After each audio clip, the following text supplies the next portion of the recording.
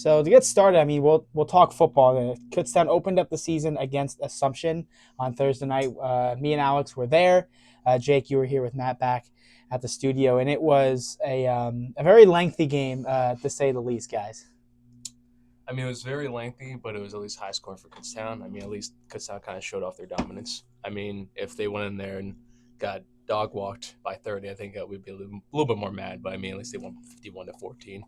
Yeah, final score of 51-14. Kutztown won over the Greyhounds, and it was really a game that Kutztown controlled by the second quarter, by half or so. I mean, it was still a game. It was, I believe, it was 30-14 by the time halftime rolled around. But Kutztown, I mean, they controlled the trenches. They opened up getting the ball first, and they went on a 9-play, 66-yard drive that was entirely on the ground before punching it in with a 1-yard touchdown run with Luke Maxwell.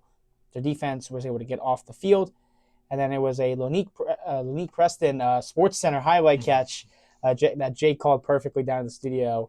That was 22 yards from Judd Novak to Lonique Preston to put Kutztown on top 14-0 late in the first quarter. And I mean, it was a terrific catch. It was on Sports Center. Novak put it like back shoulder in between two defenders. Preston was able to rip it down, and I mean, it was just perfect. I mean, on all accounts, I mean, we'll just talk first quarter here. I mean, what a way to start off a season. I mean, the offense looking like they've been playing regular season games all summer, looking like they didn't have any dust to knock off. Defense, like you said, I mean, they got off the field. Look, I mean, bend don't break a lot of the first half, but I mean, the second half, complete dominance every single aspect of the game for Kutztown Golden Bears. Yeah, it certainly was not without some pushback from Assumption out of the Northeast 10 Conference, a formidable opponent. They started off the second quarter with a 3-play, 75-yard touchdown drive that ended in a 24-yard touchdown pass to Keith Mancini to bring the Greyhounds back within 7. But Kutztown answered right back, 4 plays, 75 yards off a huge 62-yard touchdown run from Jaden Stewart, his first of 2 lengthy runs in this game to put the Golden Bears back on top 21-7.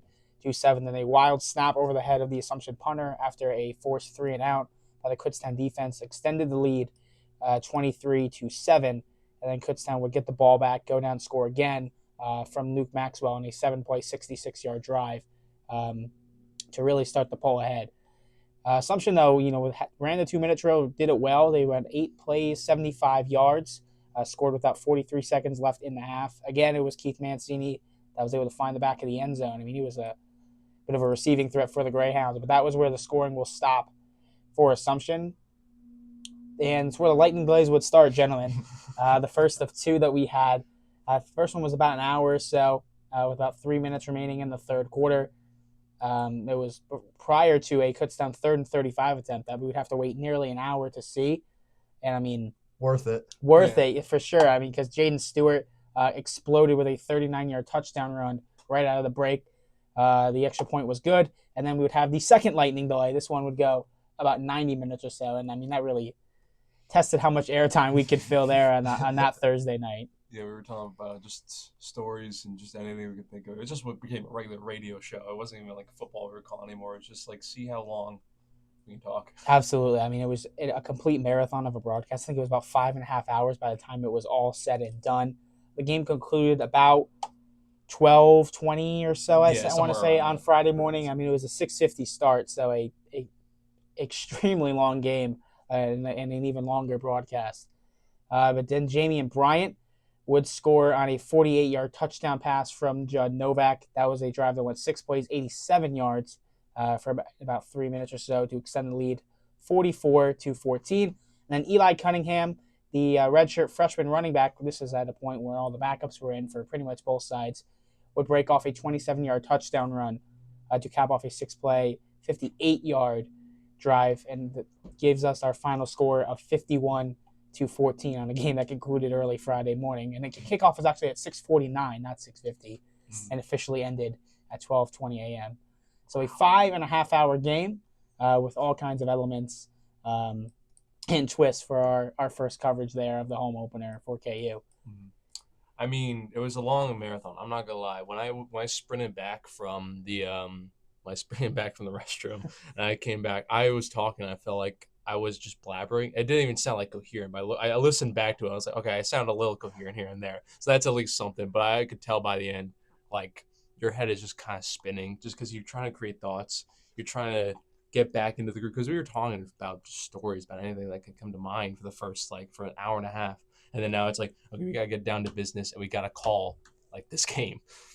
Yeah, I mean, it's certainly a test of, just how much we knew about this team. Yeah. Very rarely when you are preparing for a football broadcast do you think, all right, I'm going to need about 5.5 hours of content here. Yeah.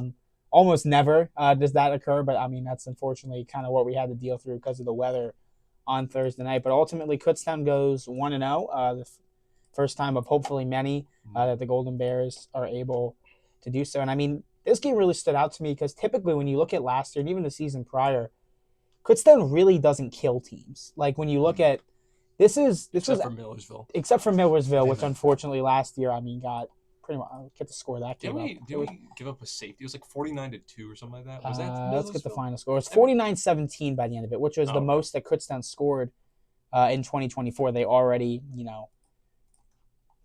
have scored more than that in their first game of the year. And I mean, typically, yes, Kutztown controls these games, and typically you can tell from the get-go, that their defense is in control, they're controlling time of possession, and the scores look closer than the games represented. But this was the first time we really seen in quite a while that the offense, just opened up, and it was on the ground, it was through the air, and that was something that we knew the ground attack for this team was going to be good. They returned 2, stud offensive linemen. The other 3 that are filling in were on the team before. It's not like they're having any new. They were just backing up all conference offensive linemen last year. So we didn't expect much of a drop off there. They returned both their running backs. They returned Judd Novak. So we knew the ground attack was going to be something special. And I mean, the name that really stood out to me, we talked about Noah Crisilla all broadcast, but Leek Preston, who didn't really have much of an impact last year, made his presence felt in this game through the air. I was sorry, Jake, to cut you off, but I looked at Leek Preston's stats before this. His freshman year, he had 1 catch for 1 yard. His sophomore year, he had I think about 3 or so catches, none for touchdowns. This was his first to grab for 22 yards and a touchdown, the only one he has on the year so far. I hope he didn't lose that ball either. I mean, that's a heck of a play. You're going to remember that for a long time. First touchdown in college. And I wanted to talk a little bit because, I mean, from the dominance of KU, on the scoreboard as well, didn't stretch to it's hard to come back from these delays on offense. On defense, it's just trenches. It's sloppy football. That's what you want to see. On offense, this Assumption team was planning for the KU Bears all delay. They've been seeing it all game, and then come back, touchdown, come back, touchdown, touchdown. That's what you love to see if you're a Golden Bear fan. Yeah, 482 yards of total offense for Kutztown, 249 of them on the ground. Just a remarkable ground attack, but 233 yards through the air as well. They only threw 20 passes, completed 11 of them. That's something that Novak has looking for personally. When I talked to him earlier last week, he wants to improve his passing attack. He wants to have confidence in his guys to stay in the pocket and over these passes. And we've seen his completion percentage kind of go up as his career has gone on. I think it was about 53% his freshman year in 2023 and has bumped up to about 63 or so in 2024. So certainly looking to develop Novak as a passer, all these Golden Bears. And I think that's really, I don't want to say the missing piece, but I think that's kind of the last step. If Novak gets really dialed and gets really consistent with his passing attack, this is a team, I don't want to say impossible to stop, but I picked them in pretty much any game that they play. I was going through just on my phone here for a little while. I was just looking at Slippery Rock just to see how they come back. They did. We're probably gonna go around the league, right? Slippery Rock won 24-13 against their game, but I saw they have new quarterback, new running back, and we'll get to it later in the show. But I'm just seeing how kind of the stats and how the team is kind of differed up from last year. Yeah, the Slippery Rock, the Rock as they are called, are certainly common opponents for this Kutztown football team. They've played in a number of PSAC championship games. They played in the first round. They played in the Super Region Championship. They've played in the second round of national playoffs. So they are certainly common opponents. Kutztown is not scheduled to see them this year on their schedule as it stands right now, but that can certainly change as we start to get into playoff picture. But just to go back to Judd Novak, he was 11 for 20 for 233 yards, 2 touchdowns along of 48 yards, 185-86 passer rating. So, I mean, really consistent with the ball. Completion percentage, left a little bit to be desired at about 55% or so. But I think part of that is, the elements. It's your first game. The ball was wet pretty much all game. So you don't want to, not to say excuse, but you don't want to overlook it. But I also don't think it's disastrous that his completion percentage was not really where he wanted it after game one, especially in a game of elements like that.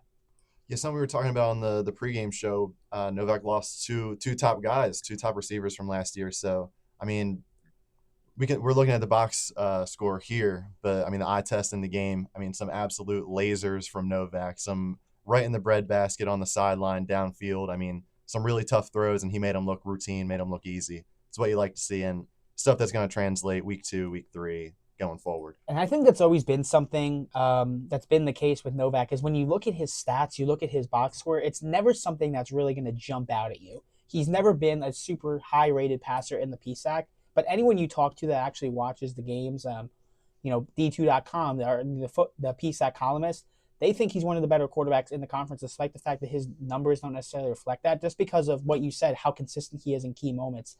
He does exactly what he needs to do. If he has to be the guy to just manage the game, that's what he does. If he has to go out, use his legs to make a play, that's what he does. If he needs to make a tough throw, that's what he does. So I think I do think he's one of the better quarterbacks in the conference, and certainly up there in the national conversation as well. And he was really spreading it around to his guys against Assumption. Trevor Morum had 3 catches for 52 yards.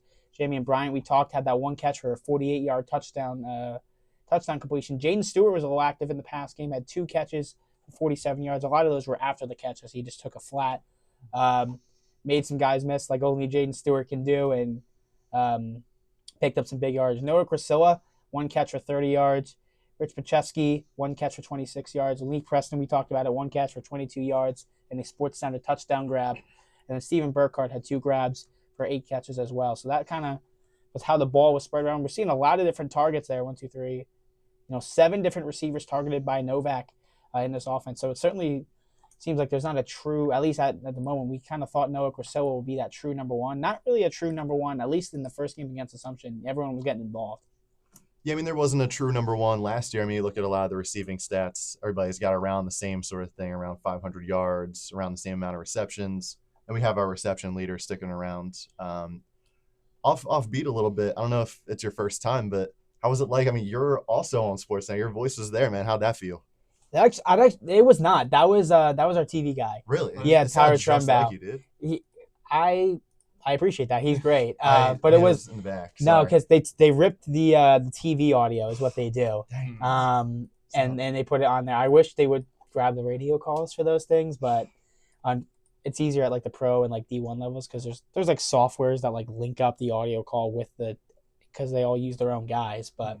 At this level, they're just, clipping the exact TV broadcast of the catch. So not my voice, but I certainly was getting excited when I saw the grab. I know me and Alex both were. One day, yes, maybe. Maybe when we get the playoffs, definitely. When we get the playoffs, some confidence there. I have confidence. Not even a doubt. Well, okay. I was just looking at last year's score and just seeing how Judd Novak kind of changed it around last year. Last year he threw 19 times. Completed 12 and only had 130 yards, but rushing he had 100 yards. So that's what I like about Novak this year is that he kind of stayed in the pocket a lot more. And I do want him to stay in the pocket a lot more because last year I don't want him to it's a 3rd and 10. He needs 10 yards. I don't want him to roll out and start running and get a 5-yard gain. I want him to stay in that pocket as long as he can and then throw it and get a first down. That's what I want from Novak at least this year. Yeah. So looking at some of these scores last year, they beat Assumption in the opener in 2024, 24-6. That was a game again it looks a lot closer. That was a game that Kutztown really controlled from the opening kick. They did allow, I think it was a touchdown in that game, and I missed extra point that got the 6. I don't think it was 2 field goals. It was a touchdown. I remember it was the running back, Robbins. Kent Robbins got in there. In 2024, then Kutztown hosted Edinburgh. They beat them 26-0. Went out to Gannon, beat them 37-14, and that was then 2-14. It was like 37-0 by the time the fourth quarter started. So Gannon did put a couple touchdowns up on the backups, but ultimately, again, Kutztown, really controlling that game as well. They beat East Stroudsburg 27-21, Bloomsburg 42-10. Bloomsburg was really another example of a game where they just physically dominated the team from start to finish. Lockhaven, they beat 24-0. And this was really part of a historic stretch. In 3 games, Kutztown's defense allowed 2 points. And it was off a safety it was a wild punt, I believe it was. I think it was a snap that went over the head. So it truly wasn't even on the defense. So 3 straight true shutouts for the Kutztown defense.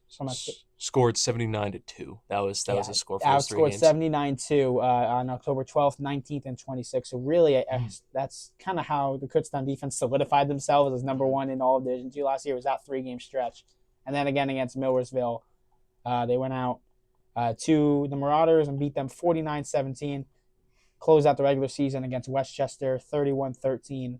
And then won the PSAC championship at KU 21-14 before falling to Slippery Rock 25-24 in overtime. So, again, we're seeing some higher scores, but, nothing in the 50s like we just saw against Assumption.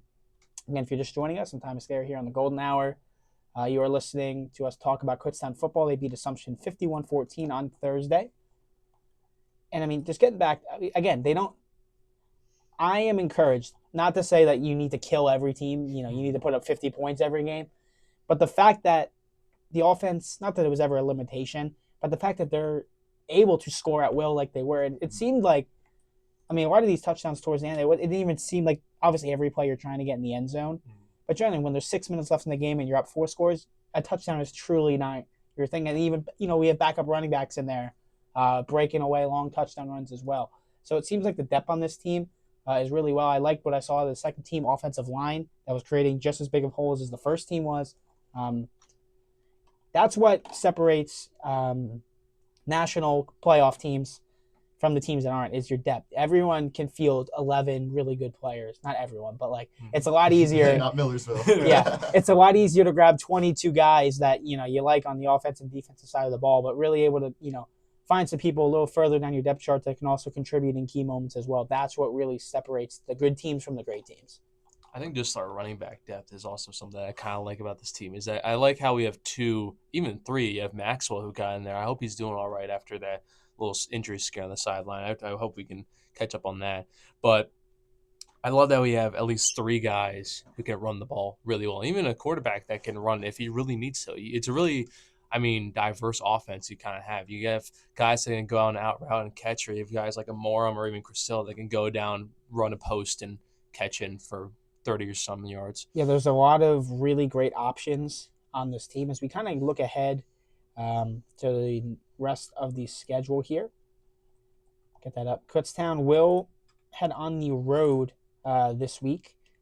They head out to Edinburgh. So Edinburgh came to town last week. They will head out to Edinburgh this week. That's a 1 o'clock kickoff out there. So, do we want to start giving some score predictions already? What are we thinking? I'm trying to find what their first game was like for Edinburgh. Edinburgh, they beat East Stroudsburg, I believe it was. 29-14. So the Warriors are a great team. They were picked second in the PSAC East for a reason, and ultimately Edinburgh went out there and on the road really got it done. So certainly not a easy opponent by any stretch of the imagination is Edinburgh. 2024 Kutztown were able, to really control that game as well. But you don't want to look past any team, especially in the PSAC. The conference can be so unforgiving. They did win 26-0 in 2024, but I'm thinking more of 28-14 type game here. On the pregame show, I think I said Kutztown would beat Assumption 17-3. We did not get that. It was past that by halftime. I don't know. I don't think I can really guess these. I also want to say it's not there's no easy games when it comes to the regular season. Even a 50-14 win or whatever Assumption put up is not easy delays, rain, wet field, wet ball, a bunch of grown men trying to take you down. It's not easy. So they're not expecting an easy week. I think they go out, get it done again. But I'm not going to guess a score. Maybe we'll go 6-3. Let's see how much they surprise me 6-3. here. 6-3. Only Defensive battle here. exactly. So after Edinburgh, Kutztown is back home against Gannon.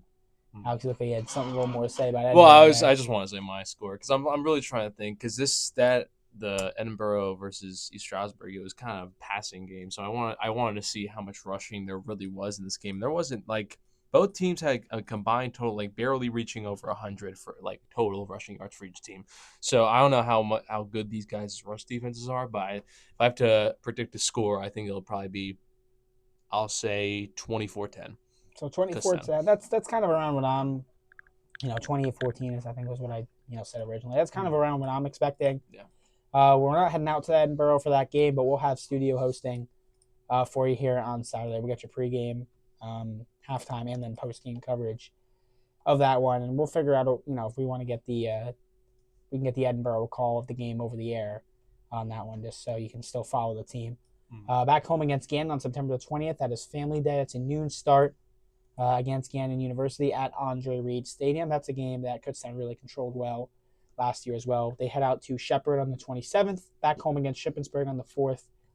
Out to Lock Haven on October the 11th.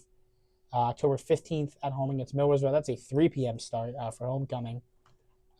They go out to Westchester on October 25th. Back home against East Stroudsburg. That's going to be a big game there on November the 1st at noon. They go out to Bloomsburg on November the 8th at 2 o'clock, and then they will wrap up their season potentially at home against IUP. But we'll see if, potentially that could be another West team coming to town if Kutztown does secure the East and play for a PSAC championship game. So that's the last game of the season, always a little bit up in the air, can get changed around depending on what the standings are there. I was just gonna mention, I'm looking at like most of these like times are they're like 1 2 p.m. Like well, homecoming is 3 p.m. I'm seeing that they have like a primetime game October 11th at Lock Haven. They kick off at 6. So another game under the lights. We'll see how this team plays at night. But I know during the day, I mean, last season they played during the day almost every single one of their games. They kind of dominated. So I don't know if it's a night day thing. I don't know if that has any factor into whether this team can dominate or to lose. But I just want to point that out.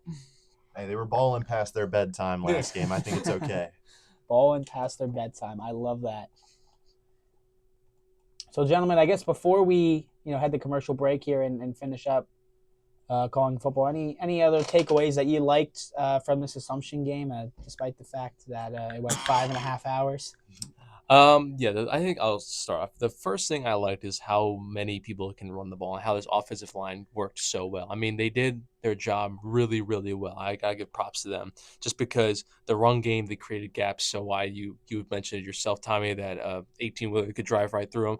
I think with that offensive line that can open up the gap like that for a running back to go through is amazing. And then they can also kind of sit down, anchor down to let Novak kind of sit in the pocket for a little bit. Or even if one of the tackles lets up a guy, Novak can scramble and run away. So I think that's what I like about this team a lot is their offensive line is really, really solid this year. I got a little story. I was doing some reporting, and there's a new transfer here, and their first game of KU Golden Bear football was against Assumption. They watched that full game, and after that, they won't be quiet about Judd Novak and Jaden Stewart. I mean, and why? How could you not be? How can you not be excited about watching these guys play for your team every single week and Stewart, if you blinked, you missed him. And Judd Novak, like we already went over, I mean, lethal precision, doing brain surgery every single game. Looking great. I mean, watch every single game because this is good football right here. And if you're not a fan of a good football team, you got it right here, man. Just watch some Golden Bear football. I love it. Great football, great team. That to be some great talk there. So we're going to briefly step aside. We got field hockey, soccer, and volleyball to talk about when we come back on the other end here on the Golden Hour.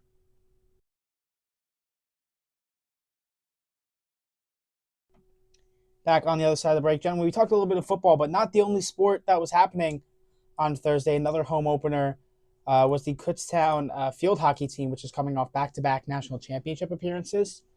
And they are looking in national championship form again Good, here in the yeah. first couple Good. games of their season. They beat Southern New Hampshire, which is ranked 8th in all of Division II by a score of 9-2. Then they went out at the Dominated. Mansfield Fall Classic. They played on Saturday at 2 o'clock against Southern Connecticut State, won 8-0.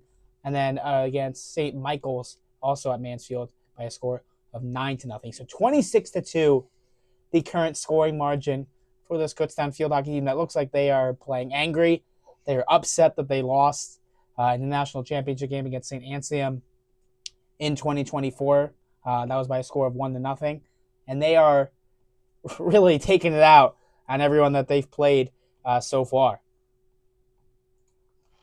Hey, I'm loving how many of these Golden Bears hibernated and woke up on the wrong side of the cave. It looks like a lot of these athletics are playing angry. And in hockey, I mean, that's the best thing you can do. I mean, that's exciting hockey right there, angry hockey. I mean, that's what sells tickets too.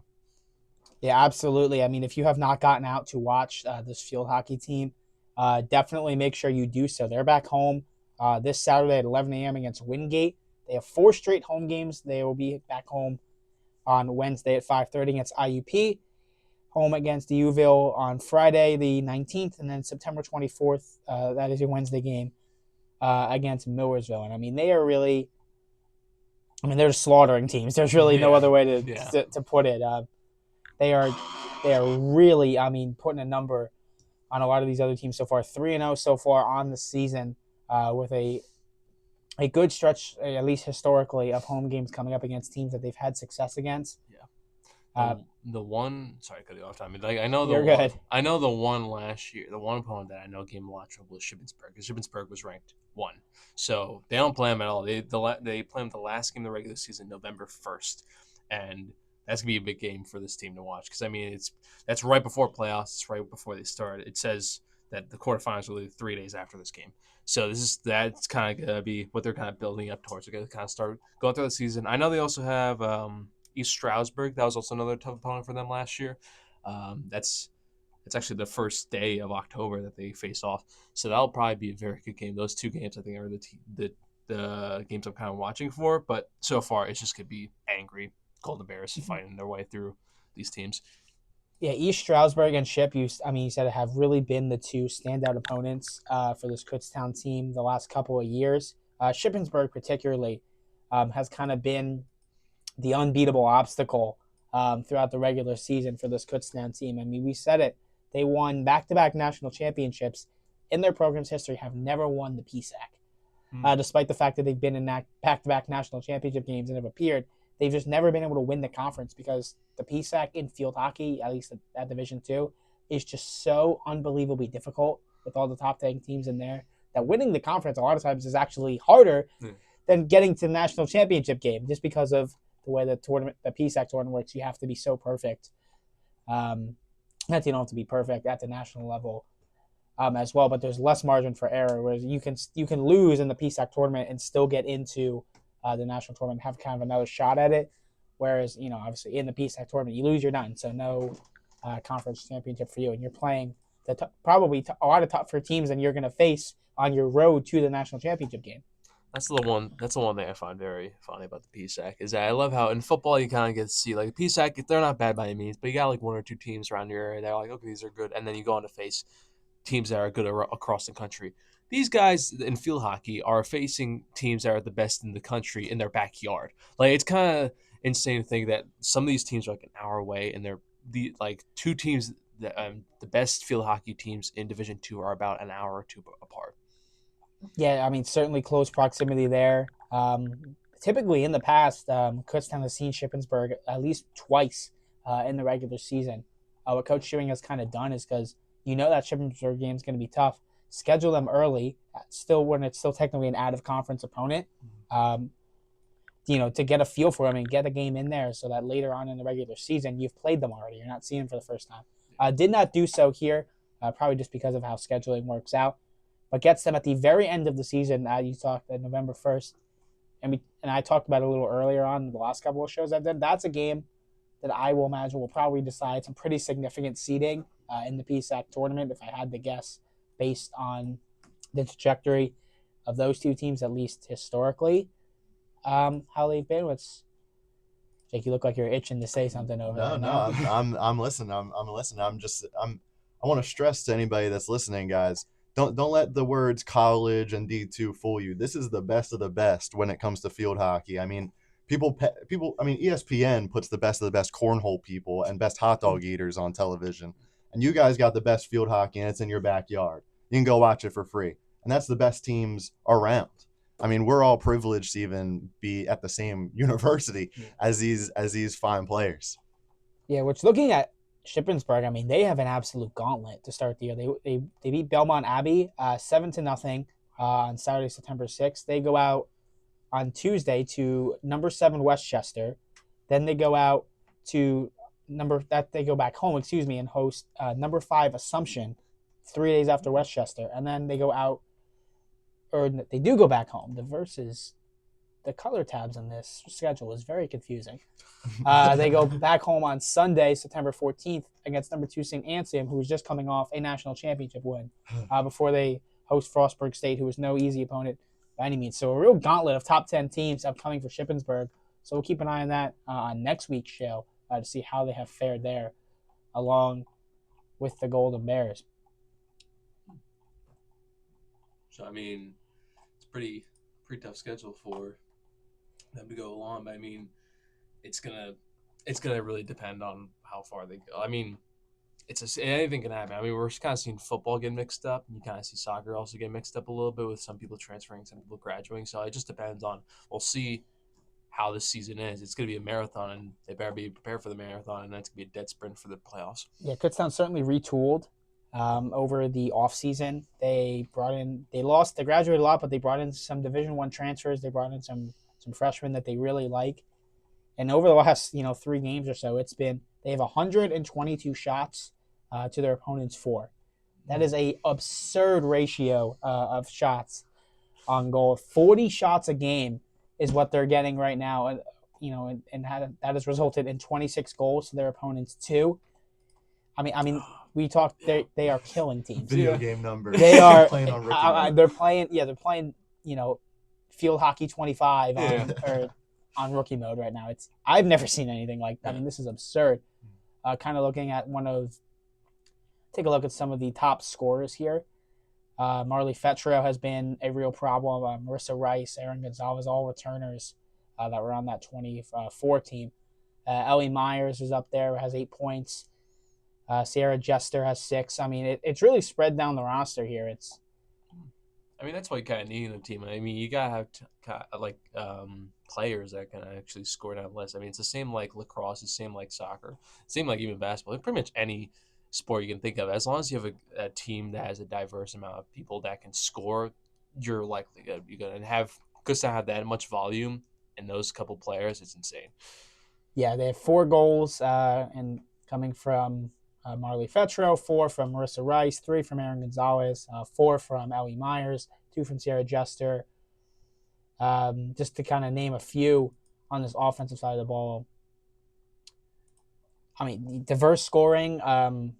They've slaughtered teams. We've said. There's that. no I mercy. think we've said all you can really say, as they kind of look towards that 4-game home stretch against Wingate, IUP, Duville, and Millersville. I mean, if you're able to continue playing the way you are, I mean, I don't see a loss on this schedule. No, I mean, until a potential speed bump at East Stroudsburg.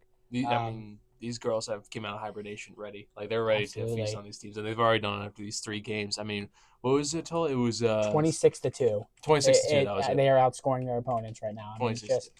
pure domination on the offensive side of the ball from this Kutztown field hockey team, as they look to secure their appearance in a 3rd straight national championship game.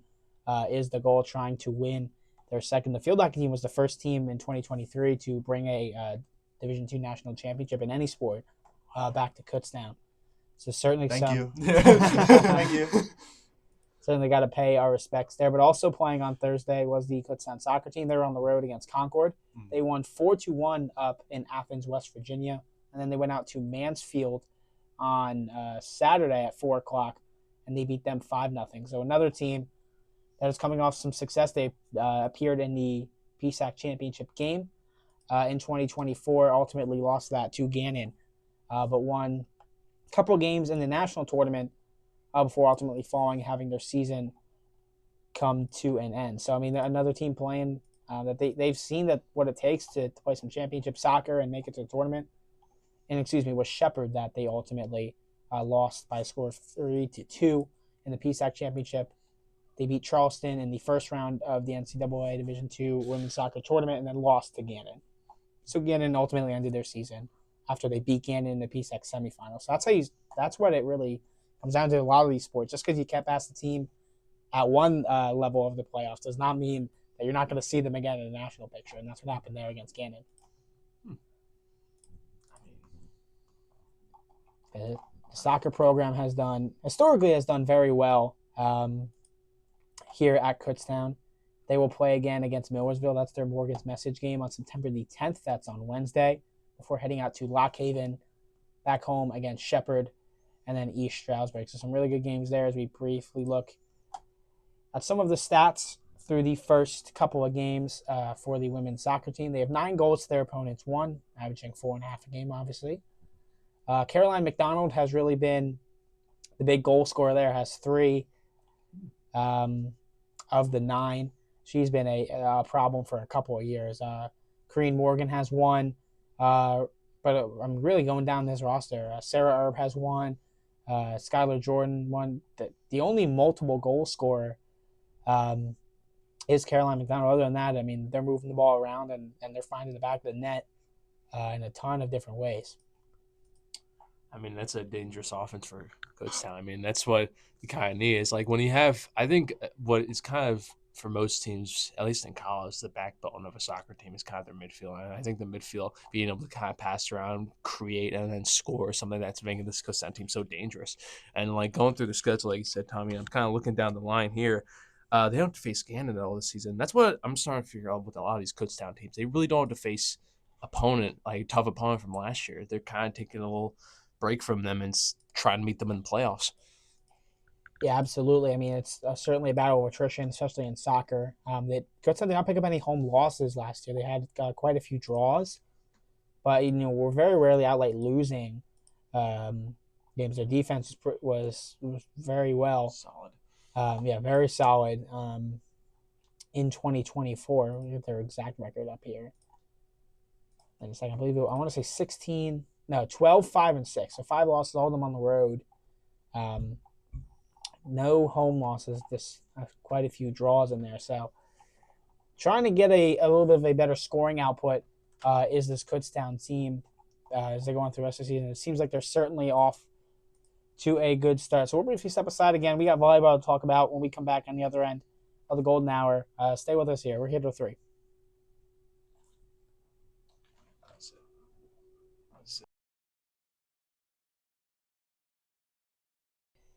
Wrap things up here on the show. We will do it with women's volleyball, which opened their season on Friday, September 5th at 6 o'clock.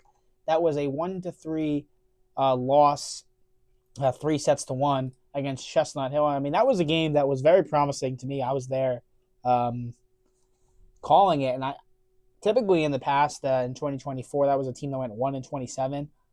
They weren't super competitive later on in sets. They would battle early on, but ultimately would kind of fall apart after a mistake or two and really struggle the entire season. But every set was within a point or two that they played. So some really promising stuff for new head coach Jason Barshinger and that Kutztown volleyball team. Ultimately, they did fall 3-1 in the opener, but then they went out to Lincoln. They played two matches in Philly. They beat Lincoln 3-0 for their first win of the season. I mean, they just need one more now to match their win total from last year. So certainly some promising uptick there for the volleyball program as they head out and then lost later in that day to Holy Family by a score of 3-0. They will be back home at the Shannon Sullivan Memorial Tournament, which they will host Friday and Saturday. They play Bowie State at 5 o'clock. Then on Saturday, they will play Cal U at 1 and then Caldwell at 5:30. So that's kind of what's upcoming for the women's volleyball team as they are embarking on a bit of a new journey there. They had 100 kills to their opponents, 128 through the first 3 games of the season. 60 errors to their opponents, 58. 373 attempts to 391. Some big stats there as we kind of look at the attack leaders, kills on the team. Madeline Begovic has really been the go-to. She has 25 kills. Lauren Montgomery also has 19. Grace White with 16. Madison Lowe with 12. Macy Shoemake with 10. And then Molly Wentz with 10 as well. Kind of wrap up the kill section of the stats sheet. Those have been the go-to there. 49 assists for Emma Baldridge, who has really been the go-to setter there, as Alice Frank, has 33. And down Sage Thibodeau has 8. Macy Shoemake has 2. Madison Lowe has 1. Mallory Hoke has 1. And then Julia Riley has 1 as well. So kind of big standout stats there for the volleyball team as we take a brief look at the rest of their schedule before we wrap up the show here today on the Golden Hour after they have that 4-game tournament this weekend, which definitely get out to the Keystone Arena. If you are free, go cheer on your Golden Bears. They head out to Deauville. They'll play Frostburg State, Assumption, and Slippery Rock up there. And another short 4-team tournament before they're back home against Georgian Court. Out to Lincoln, Goldie Beacom, and Jefferson. Back home against Westchester and Millersville. Then on a 5-game road trip, going out to Shepherd, Shippensburg, Bloomsburg, Lock Haven, and East Stroudsburg. Then they come back home to see East Stroudsburg on the 25th, Bloomsburg on the 31st, Lock Haven on the 1st. November 7th against Westchester. They're on the road, back on the road to Millersville on November 8th. And then November 14th against Shepherd and Shippensburg on the 15th will wrap up the regular season for the volleyball team. Again, they went 1-27 in 2024, now 1-2 on the year so far. And the new head coach, Jason Barshinger, who's really trying to reshape the program. And it seems like he's succeeded at least a little bit already, just on first glance. The fact that they were competitive in most of these sets is really a promising sign for a team that struggled big time last year. But ultimately a successful weekend for Kutztown Athletics, Kutztown Kutztown football, soccer, and field hockey picking up wins on Thursday before heading out to volleyball, who got their first win of the season on Saturday. So a lot of things to like here in the fall sports, as that will do it for us here on the Golden Hour. I've been Tommy Scuderi here with you. I was happy to be joined a little earlier by Alex and Jake, who have since had to head out to class, but appreciate them hopping on the show, talking some sports with us. We'll be back next week on Monday at 2 o'clock. We're here every week for you at the Golden Hour. Tommy Scuderi. We'll get you back to some of your regular programming here on KUR.